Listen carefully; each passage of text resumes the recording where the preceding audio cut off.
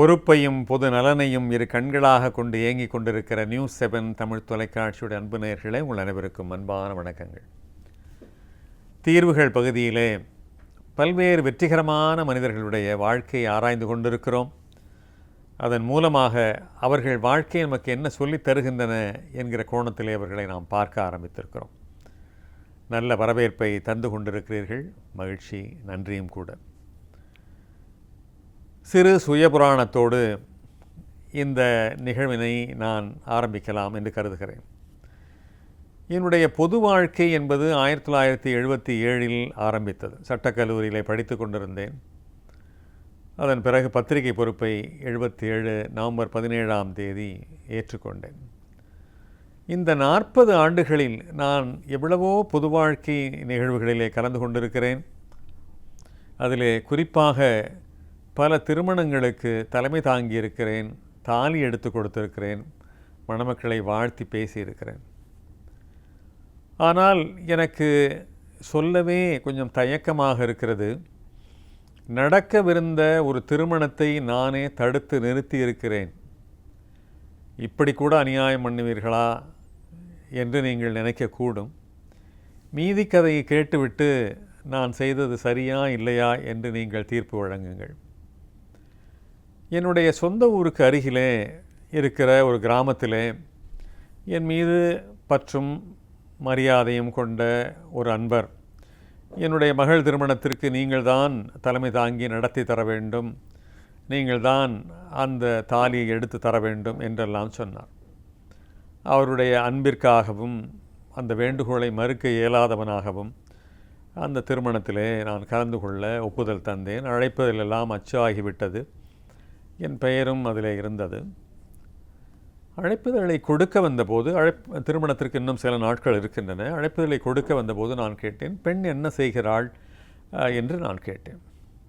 அவர் சொன்னார், இப்பொழுதுதான் +1 படித்து கொண்டு இருக்கிறாள் என்று சொன்னார். அப்படியானால் அந்த பெண்ணிற்கு ஒரு 16-17 வயது தானே இருக்க முடியும், 18 தானே திருமண வயது, எப்படி அதற்குள் நீங்கள் திருமணம் பேசலாம்? நான் சொன்னேன், இந்த திருமணத்திற்கு நான் தலைமை தாங்குவதோ அல்லது தாலி எடுத்து கொடுப்பதோ நான் ஒருபோதும் செய்ய மாட்டேன். இந்த பால்ய விவாகத்திற்கு என்னால் உடந்தையாக இருக்க முடியாது என்று நான் மறுத்தேன். அவருக்கு, பெண்ணுடைய தந்தைக்கு ஏகமாக ஏமாற்றம். அவர் கேட்டார், நீங்கள் இல்லாமல் எப்படி? எல்லாம் அழைப்பதெல்லாம் அச்சாகிவிட்டது, எல்லா ஏற்பாடுகளையும் நான் செய்து விட்டேன். சார், நீங்கள் பாடு திருமணம் நடத்துங்கள், நான் தலைமை தாங்குவது என்பதோ தாலி எடுத்து கொடுப்பதோ என்னால் செய்ய இயலாது. பால்ய விவாகத்திற்கு ஒருபோதும் நான் உடந்தையாக இருக்க முடியாது என்று நான் சொன்னேன். அப்படியானால் என்னதான் செய்வது, என்னதான் சொல்ல வருகிறீர்கள் என்று கேட்டார். அந்த பெண்ணிற்கு 18 வயது ஆகிற வரையும் நீங்கள் காத்திருங்கள், அதன் பிறகு திருமணத்திற்கு சொல்லுங்கள், நான் வருகிறேன் என்று சொன்னேன். எல்லா ஏற்பாடுகளும் செய்தாகிவிட்டது என்றார்.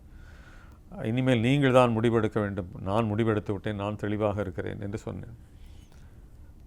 ஆனால் இதை சம்பந்தபுரத்திலே மாப்பிள்ளை வீட்டாரிடத்திலே சொன்ன பொழுது அவர்கள் அதை ஏற்கவில்லை. அவர்கள் வேறு ஏற்பாடு செய்து வேறு மணமகள் என்று திருமணம் செய்து கொண்டு அவர்கள் போய்விட்டார்கள். பெண்ணுடைய தந்தைக்கு என் மேல் ஏகமாய் வருத்தம். ஒரு நல்ல அருமையான மாப்பிள்ளையை விட்டுவிட்டோம் என்கிற வருத்தம் அவருக்கு இன்னும் அதிகமாக ஆகி என் மீது அப்படி அவருக்கு கோபம். ஆனால் யாரோ அவருக்கு எடுத்து சொல்லியிருக்கிறார்கள், அவர் மறுத்தது சரி, பால்ய விவாகம் என்பது கிட்டத்தட்ட ஒரு கைதுக்கு உரியது, எனவே நீங்கள் அவர் தவிர்த்தது நல்லது தான், எனவே நீங்கள் தயவுசெய்து மாற்று சிந்தனையோடு ஒரு முன்னேற்பாடோடு வாருங்கள் என்று சொல்லியிருக்கிறார்கள். அதற்கு பிறகு அந்த பெண்ணிற்கு 18 வயதானது. அப்பொழுதும் அவர் திரும்பவும் வந்தார். ஆனால் அவர் வருத்தங்களை மறந்திருந்தார். ஆனால் அவருக்கு என்ன ரொம்ப மகிழ்ச்சி என்றால், பழைய மாப்பிள்ளையை விட இப்பொழுது பார்த்திருந்த மாப்பிள்ளை அவருக்கு ரொம்பவும் பிடித்து போய்விட்டது. சொல்லப்போனால் அந்த திருமணம் நன்றாக நடந்து அந்த மன வாழ்க்கை மிக வெற்றிகரமாக ஆகி அவர்களுக்கு குழந்தை எல்லாம் பிறந்து நன்றாக இருக்கிறார்கள். எனவே ஒரு மாப்பிள்ளை விட்டுவிட்டோம் என்கிற வருத்தம் இல்லாமல் அவருக்கு போய் லேனா செய்தது சரிதான் என்கிற முடிவிற்கே அவர் வந்து விட்டார். ஆனால் அந்த திருமணத்தை நிறுத்தினேனே தவிர, அந்த மீண்டும் ஒரு திருமணம் நடக்க அந்த பெண்ணுக்கு நல்ல வாழ்க்கை அமைய நான் என்ன முயற்சி எடுத்துக்கொண்டேன் என்பது பெரிய கேள்வி. ஆனால் ராதா என்கிற சமூக சேவகி பால்ய விவாகங்களை நிறுத்துகிறார். ஆனால் நல்ல மாற்றுகளையும் அவர்களுக்கு சொல்லுகிறார். பால்ய விவாகத்தை இவர் தடுத்து நிறுத்தும் பொழுது ஏன் இந்த பால்ய விவாகத்தை நான் தடுத்து நிறுத்துகிறேன் என்று இவர் பெற்றோருக்கு, அந்த மணமகளுடைய பெற்றோருக்கு விளக்கம் தருகிறார். அவ்விளக்கமும் கேட்கிறார். ஏன் நீங்கள் இந்த இவ்வளவு சின்ன பெண்ணுக்கு நீங்கள் திருமணம் செய்து வைக்கிறீர்கள் என்று கேட்கிறார். அதற்கு அவர்கள், அந்த பெற்றோர் விதவிதமான காரணம் சொல்லுகிறார்கள். ஒரு பெண்ணிற்கு தாய் சொல்லியிருக்கிறார், அந்த பெண்ணிற்கு தந்தை இல்லை, தாய் தான் எல்லாம். அந்த தாய் சொல்லியிருக்கிறார், நான் 10 பாத்திரம் தேய்த்து நான் பிழைக்கிறவள், நான் வீட்டுக்கு வருவதற்கு வெகு நேரம் ஆகிவிடுகிறது, பல்வேறு வீடுகளுக்கு போய் நான் வேலை பார்க்கிறேன். அப்படி வருகிற போது இவள் பள்ளியிலிருந்து சீக்கிரமே வந்து விடுகிறாள், 3:30 4 மணிக்கெல்லாம். நான் இரவு வரும் வரைக்கும் அவளுக்கு எந்த விதமான பாதுகாப்பும் இல்லை, அவள் தனியாக இருக்கிறாள். எனவே அவளுக்கு ஒரு வாழ்க்கை துணையை நான் ஏற்படுத்தி கொடுத்தால் ஒழிய அவளுக்கு என்ன பாதுகாப்பு நான் தந்ததாக ஆகும்? அது மட்டும் இல்லை, தப்பு தண்டா நடக்கிற இந்த உலகத்திலே எப்படி என் பெண்ணை நம்பி நான் இப்படி இருப்பேன்? எனவே நடக்கிற சம்பவங்கள், கேள்விப்படுகிற விஷயங்கள் எல்லாம் என்னை ரொம்பவும் கலவரப்படுத்துகின்றன. எனவே நான் பால்ய விவாகம் என்று பார்க்காமல் நான் திருமணம் செய்தே முடிப்பேன் என்று ஒரு பிடிவாதமாக அந்த தாய் சொல்லி இருக்கிறார். ஆனால் அங்கேதான் இந்த ராதா என்கிற அந்த சமூக சேவகி ஒரு வித்தியாசமான பெண்ணாக நடந்து கொள்கிறார். என்ன சொல்லுகிறார்? அந்த பெண்ணினுடைய பாதுகாப்பிற்கு நான் பொறுப்பு, நீங்கள் வீடு திரும்புகிற வரைக்கும் அந்த பெண்ணுடைய நலனுக்கு நான் பார்த்து கொள்கிறேன்.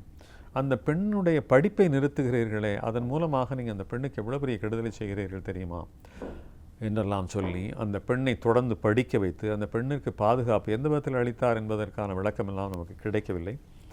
உடனே தொடர்ந்து அந்த பாதுகாப்பை எல்லாம் அளித்து இன்றைக்கு கல்லூரிக்கு வந்து அந்த பெண் ஒரு நல்ல வேலையில் இருக்கிறாள், ஒரு நல்ல மணமகனை அவள் கைப்பிடிக்க இருக்கிறாள். இப்படி 1 2 அல்ல 20 இளவயது திருமணங்களை இந்த சமூக சேவகி ராதா தடுத்து நிறுத்தி அவர்கள் வாழ்க்கையிலே ஒரு பெரிய மறுமலர்ச்சியை கொண்டு வந்திருக்கிறார். கல்யாணத்தை தடுத்து நிறுத்துவதை யார் வேண்டுமானாலும் செய்யலாம், ஆனால் மாற்று ஏற்பாடுகளை என்ன செய்ய முடியும்? எப்படி அந்த பெண்ணுடைய வாழ்க்கையிலே தலையிட்டு அவர்களுக்கு படிக்க வைப்பது, அவர்களுக்கான நல்ல வரன் பார்ப்பது உட்பட எல்லாவற்றையும் யார் பொறுப்பேற்றுக் கொள்வார்கள்? தடுத்து நிறுத்த 1000 பேர் வரலாம், ஆனால் எடுத்து செய்ய ஒருவர் முன் வருவார்களா என்பது கேள்வி. ஆனால் ராதா இதை மிகச்சிறப்பாக செய்து கொண்டிருக்கிறார். படிப்பை தொடர முடியாத 44 பிள்ளைகளுக்கு இவர் வாழ்வழித்திருக்கிறார்.